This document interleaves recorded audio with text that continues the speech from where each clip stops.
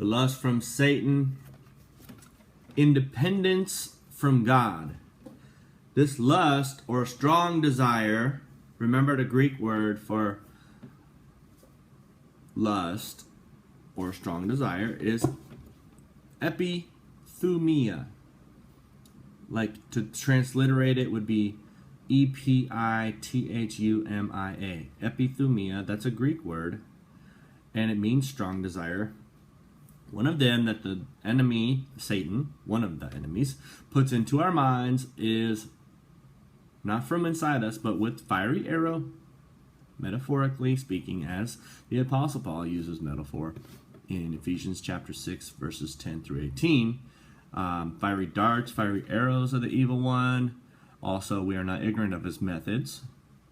One of the methods, the Greek word for method is methodos or methodos. Well, we won't spell it. And one of the primary one, this is the one that caused Satan to fall in the very first place, was independence from God. And it was the undoing of Lucifer. And it was also the basis of Eve's transgression. And Eve did have transgression before Adam. However, Adam was the one responsible for sin. Eve transgressed, being deceived. Adam knew exactly what he was doing and sinned. So Eve lost the image of God with her transgression, and Adam still had the image of God, but sinned and then forfeited the image of God, and no longer, Cain and Abel, their first two kids, were not made in the first place by God or created by God, but they had not the image of God, and nobody since then has ever been made by God. You're made by your mom and dad, but you're not created by God, neither am I. Only Adam and Eve were created by God, and they were created male and female in the image of the one that created them. Male and female, he created them in the image of God. He created them. Genesis chapter 1, verse 26. At any rate, Eve lost the image of God first, then Adam. Eve did not sin first. Adam sinned, because Romans 5 tells us about that Adam was the one responsible for sin in the human race, which they would probably not be 100% clear on during their lifetime, but we are, because we've got further revelation in the epistle of Paul to the church at Rome in the New Testament, which they had no idea about. Anyway,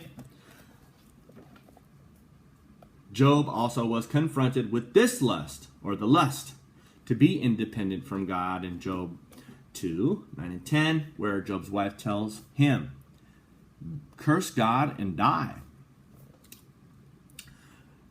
The Christian needs to keep God in mind during each activity of his life. Have you ever been to a Baptist business meeting in a Baptist church, and they make the plans, and then at the end of the meeting they say God is going to have to bless these? Well, that's independence from God. Don't make plans and then, well, I'm not telling you what to do, but if to be independent from God is to make plans that have nothing to do with God's leading, and then asking God to bless them and trust Him to bless the plans that you made, that you didn't take Him into account when you made. Independence from God, it's a lust. It's from the devil. It's placed into the mind of the believer by the devil, by thrones, by rulers, by principalities, dominions, spiritual forces of wickedness in high places.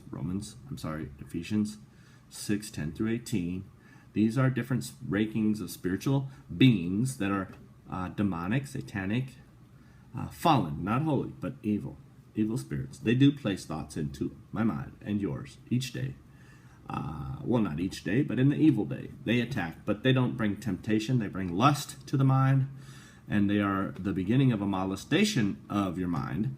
And when you are seeing that your normal thought pattern in Christ, the one that we are to have, the one that is to be at peace, at rest, the one that is at times to have love, joy, peace, patience, kindness, goodness, gentleness, faithfulness, and self-control, when we begin to see the disruption in our minds, and the beginning of the molestation of our thoughts when we have a disruption in our thought pattern, that's the lust.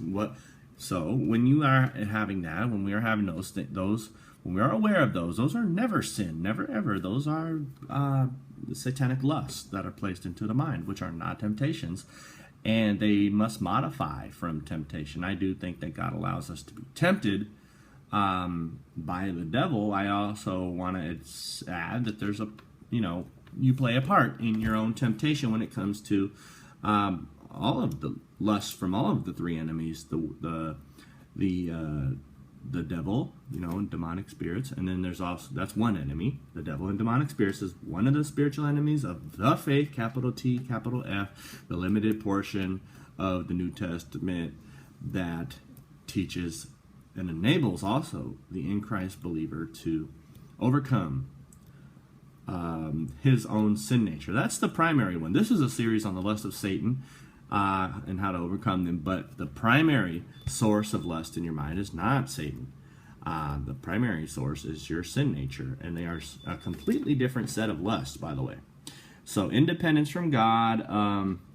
Also consider James 4:13-17. Come now, you who are saying, today or tomorrow we will go into such a city, into such and such a city, and engage in business there and make a profit. You fools, it says. Do you not know that it says to instead, you should say, if the Lord wills, we will live and also do this or that. Now, it's not a sin to go to another city and make business and make plans, but it is a sin to not take it into account. It isn't a sin, it's a lust, but it can turn into a sin.